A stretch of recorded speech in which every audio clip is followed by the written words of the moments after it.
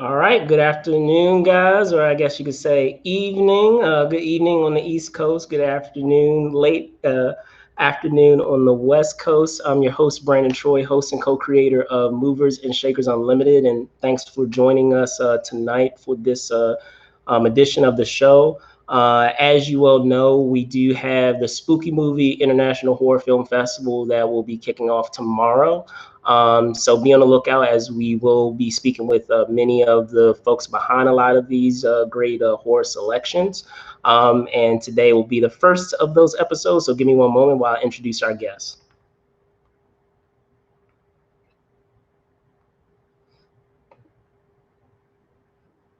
So first up, I want to introduce, we have the folks behind the film I Am Lisa. I have first up filmmaker, director, Patrick Rea.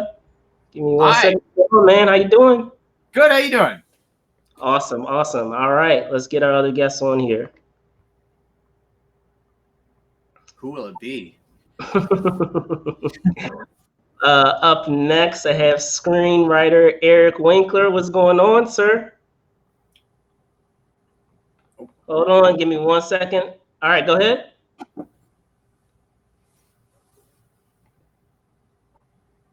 Oh man, okay. Looks like we were having just a little bit of audio issue on your end. Go ahead.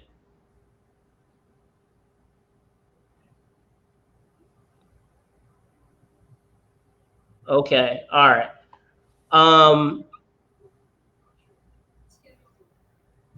Go ahead. I tell you what, go ahead and refresh yours. Go ahead and refresh yours, and we'll get our next guest on. But yes, we have screenwriter Eric Winkler. He will be back to join us in a second.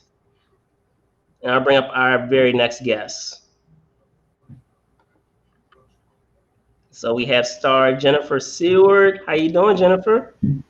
Good. How are you? Awesome. All right. So I know Eric will be back on to join us in a moment. But first and foremost, as I said, thanks for coming on the show and talking. I'm Lisa. Just to hit the ground running, can you talk a bit about how your involvement with this project came about? And I guess I'll start first with you, Patrick, in finding out that you would be helming this film. So yeah, Eric, I was making a family film, believe it or not, and I cast Eric's son in the movie, and his son was like maybe 12 years old at the time, and Eric came on set and he pitched me the movie, he pitched the idea to me, and I was like, well, that sounds cool. And the things that I'm more inclined to make horror movies than family films, so it was like, okay, cool, I really like this concept, I like what you're doing with it. So that flashed forward a couple of years later, and he's still pitching me on this movie, and I was like, okay. So I got involved more with the story, and he and I, we worked together on maybe doing some rewrites on the script and doing some table reads with actors and such, and finally I just decided I really wanted to direct the movie. I thought it would be a lot of fun, and that's kind of how it all came about. And yeah. Oh, I can't hear you. All right, awesome. So Jennifer, go ahead. And it looks like Eric is back. So as soon as you tell us the story behind this film, we'll bring Eric back. Sure. Well, I was brought on by Patrick in the spring, right before we were shooting, and I had connected with Eric a number of years back. I was reading some different scripts that he had written, and so between also working around his son at times, between either being on set or I'll freelance for the casting director, so kind of an all roundabout way, just kind of all came together. All right, awesome stuff. All right, so it looks like Eric is back to join us. See if we can get him back here. Hey, hi. Eric. Howdy.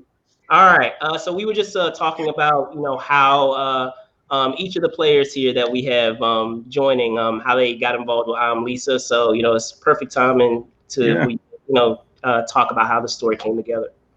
Yeah, so I mean, I wrote the first draft in April of 2016, and it was the first movie I ever wrote. I mean, I was 40 at the time, so I like to say it was a midlife crisis. But I always enjoyed writing. I used to work for the major metro newspaper here in town, and so my son is a ham. He had been an actor for a long time, and I knew Patrick. I mean, Patrick would never say this, but he's a big deal. So, which he'll shake his head at. No, I always he was always sort of my dream get.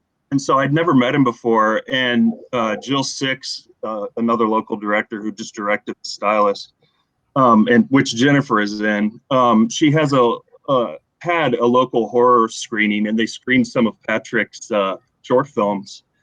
And so I went there just with the sole purpose of introducing myself to him.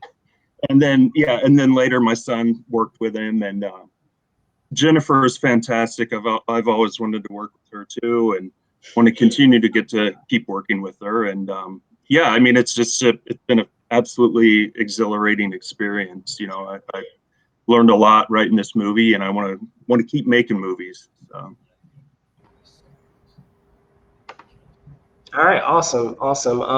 Well, I guess my first question that I have with you all is just the theme of that idea of being human versus those id qualities, if you will, or those animal qualities that we have, and kind of that dichotomy that you that you kind of touch on within this film. So can you talk a bit about, and I guess from both from every perspective that each of you guys bring to the table, trying to find that balance, I guess with you, Eric, in trying to have it read that way on the page, with you, Patrick, having that show visually, because I know I was looking and I saw that you're also the editor, so you have a very very specific hand in controlling what the audience is seeing, and then with you, Jennifer, on an emotional level. Yeah. You want me to go? I can go first if you want. You go first, Eric. Yeah, I'll get my long-windedness out of the way first. Yeah. No, I mean, to me, I basically wanted to write a story to where it was, a young woman who is a superhero, and her superpower is that she was either a vampire or a werewolf. And I finally, I just decided on werewolf. And, most, or not most, but a lot of werewolf movies are about the protagonists trying to cope with the loss of their humanity. And so I wanted to give our protagonist, Lisa, a justifiable reason, I think, in most people's eyes, to give in to that, rather than, trying to fight it so much. Like, she has a legit reason to give in to the wolf side.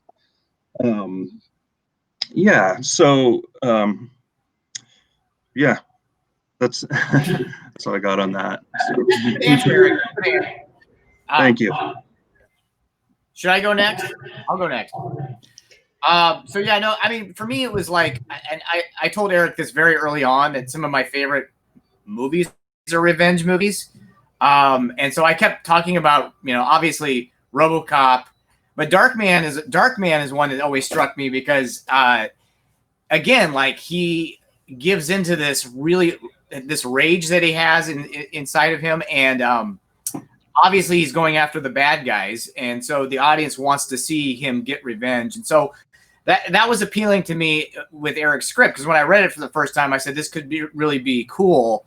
Because I hadn't seen a female-driven revenge movie that has a mixture with the werewolf genre. I hadn't seen that before. So that was something that really appealed to me. And as far as editing is concerned, it's just one of those things where on set we had a very, very fast schedule. We had to shoot principal in 14 days, which is a very short amount of time. There were a lot of locations. Luckily, we were able to kind of find locations that were in close proximity to each other. But you don't want to lose. You don't want to lose what you're going for by shooting so quickly. So it was one of those things where I had to be very clear in what we needed to make sure the story was coming across. and we're capturing that essence of her duality and her her struggle that she's going through. And obviously Jennifer's character Sam plays her best friend, and so there's Sam is almost like a symbol of her humanity and helping her stay in that world. And so yeah, I had to be very strategic because I knew that we didn't have a lot of time. So as an editor, I have to kind of think, okay, these are the shots I need to tell the story, and then we have to keep moving. But I also have to keep and make sure that we're getting what we need to make sure that the emotion is coming across and the story is working. So, all right. Definitely. Jennifer?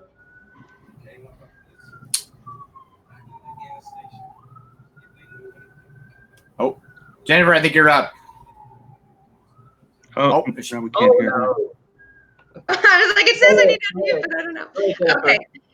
Yeah. So I guess, kind of as Patrick had said, I basically am the human card of the animal, juxtaposition, especially when she does turn into the werewolf. But, as she is gradually going more and more down that road, as her best friend and, her, family at this point, basically, that I am there to show her, what it is to be human. And so that as she's sinking more and more into this animalistic, hi Willow, this animalistic part of her that is within all of us, I am to help her remember what is also very important to her, to help also protect her in the long run so that she doesn't make choices that she in the end wouldn't want to make. So yeah. Can I add something, Brandon?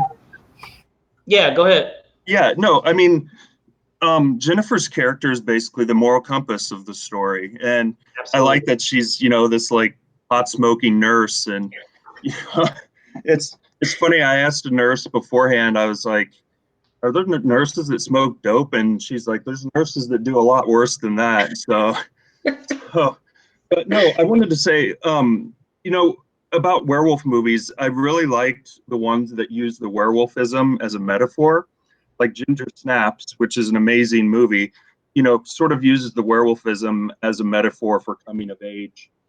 And I wanted us to have it, basically be a metaphor for the struggle that an assault survivor goes through. So I like that. So yeah, I was gonna say, like, when it comes to mind, when you brought up Ginger Snaps, that was one that came to mind as I was watching this film, and another one that came to mind was I Spit on Your Grave. Yeah. There's some facets of that as well. But with that being said, can you also speak to, in terms of that process, Eric, of your initial draft of this film, and then I'm sure, as you were in the production phase and you guys were shooting it on set, you were making tweaks and adjustments here and there. Yeah. Initially, was it really tricky in trying to discover, okay, maybe this heel turn is happening too fast, or we're not like building enough to it, or maybe we're getting to that point too quickly? And if so, can you speak to that? Yeah, so the initial drafts, I think, they were very similar to I Spit on Your Grave because it showed everything. And as you've seen the film, we sort of at some point kind of decided like less is more, like it's scarier if you put it in the audience's mind what's happening. And I think like the scene where Lisa gets, spoiler alert, gets beat up, which you can see in the trailer. I think it's horrifying. It's hard to watch. And it doesn't show a whole lot. But no, the initial drafts of the script, I would say about half of the people who were reading it had to stop because it was so over the top. Like, I wanted to just make something that would, as I put it, make Bret Easton Ellis vomit. And that wasn't the right thing to do. So I made a lot of mistakes, but through that, learned a ton. And, this is somebody told me once this is the ultimate collaborative art form, and I agree with that. And I would pull ideas from anybody who had a good idea and was fine with me using it. I would take it and use it. And when we're on set, I was really honored because the actors would come up to me and be like, "Hey, do you care if I change this little, tweak this right here or there?" And I'd be like, "Yeah, no, that's great. Let's do that." So yeah, it's such a great collaborative art form, and the evolution of the script. It's funny because as a writer, you sort of always feel like, oh my gosh, I could make this a little bit better, or just tweak a little bit here or there. But you get to a point where you basically just have to and go ahead and start making it. So yeah, I'm really happy with how it turned out. Cool. And actually that's a great segue for you, Jennifer, in terms of as we were just talking about just earlier, your character being the moral compass of our protagonist. Can you also speak to that in terms of it as your character of having that feeling of, okay, am I being too on board with everything, all the things that are going on here, or am I being accepting enough of everything, that all the events that are taking place, or am I being objective with my friend and telling them how I feel about the situation and how crazy this situation is that they have me involved in. Yeah, well, I think it speaks to the trust that Lisa and I have within our relationship that, at this point, long before this, we've felt like family. So like one does with someone they're very close to, especially if they're family, there's a certain amount of, even if they're in a way seeming like they're going off the deep end and you are confronting that, you're telling them how it is, if they have good enough reason and explanation and the way you're reading their, verbal and nonverbal dialogue, if everything is checking out, you're more likely to go along with them, but with a sense of wanting to also protect them in the meantime, because you can see that they're being, they're in an extra vulnerable spot. So you're like, okay, I trust you. I'm going to go with you, but I got your back. And if I need to pull you back, I will. Awesome. And I guess lastly, and just talking about and watching this film, the setting I feel plays a role in a major way with the story as well. So I guess with you, Eric and Patrick, speaking to the scouting of the locations that you had in making this picture. Well, I grew up in a very small town in Nebraska, so the rural Midwest look is something that I'm very comfortable trying to make part of the story.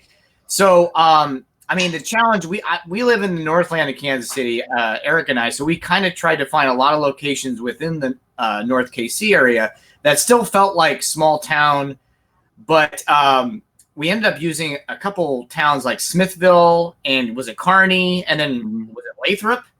Mm-hmm. And it was almost like we were piecing together and creating a whole different town out of all these different locations that we were hoping would be its own character, because you got to have a small town Missouri feel to this movie. And obviously a lot of the woods areas were the ones that we used in Lathrop. So yeah, I think some of it just comes from growing up in a small town, and you just have that kind of that idea of the feeling it has and the atmosphere, and yeah. So, well, and I think the Midwest has this whole country has beautiful aesthetics to it, but the Midwest certainly does as well.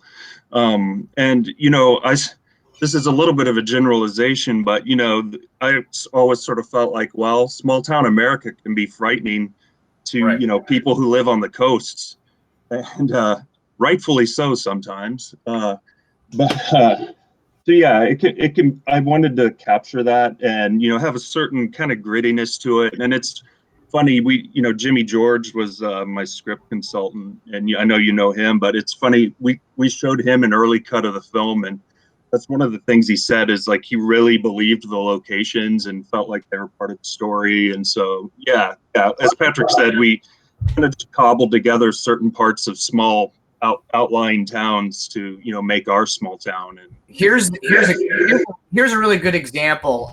We ended up finding an abandoned police station kind of in the heart of Kansas City. I mean, not far from downtown. And we made the interior look like a small town, kind of burned out, crappy police station. But filming the outside of the police station looked like something out of RoboCop. So it felt way too industrial and way too metropolitan. So I was like, well, we're going to have to shoot the outside of a small town police station somewhere else to make that our exterior. So it was one of those things where we were kind of piecing it all together, because I knew that if we'd shot the front of that police station, they'd be like, okay, is this, you know, the movie Dread? It wouldn't work, you know? So we basically had to, you know, those are the kind of things you have to kind of think about.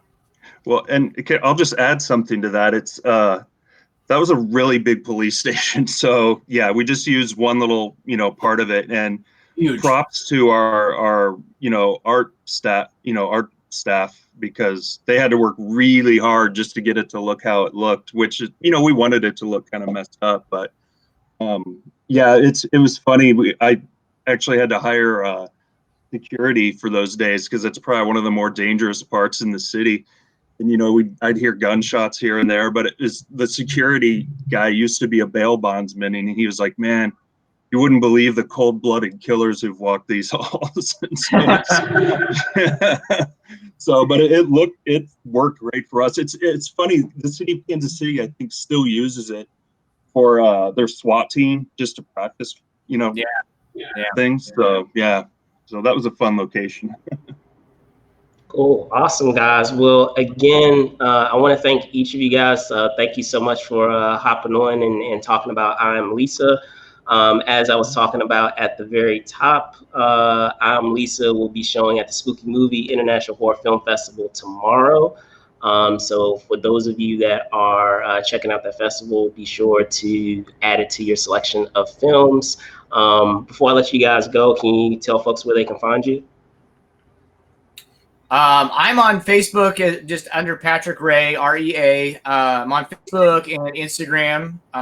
Yeah, I'm not on Twitter, but I am on those Facebook and Instagram. So you can look me up and send me a friend request and follow what I'm up to. Cool. Yeah. Nobody wants to contact me. So I will just.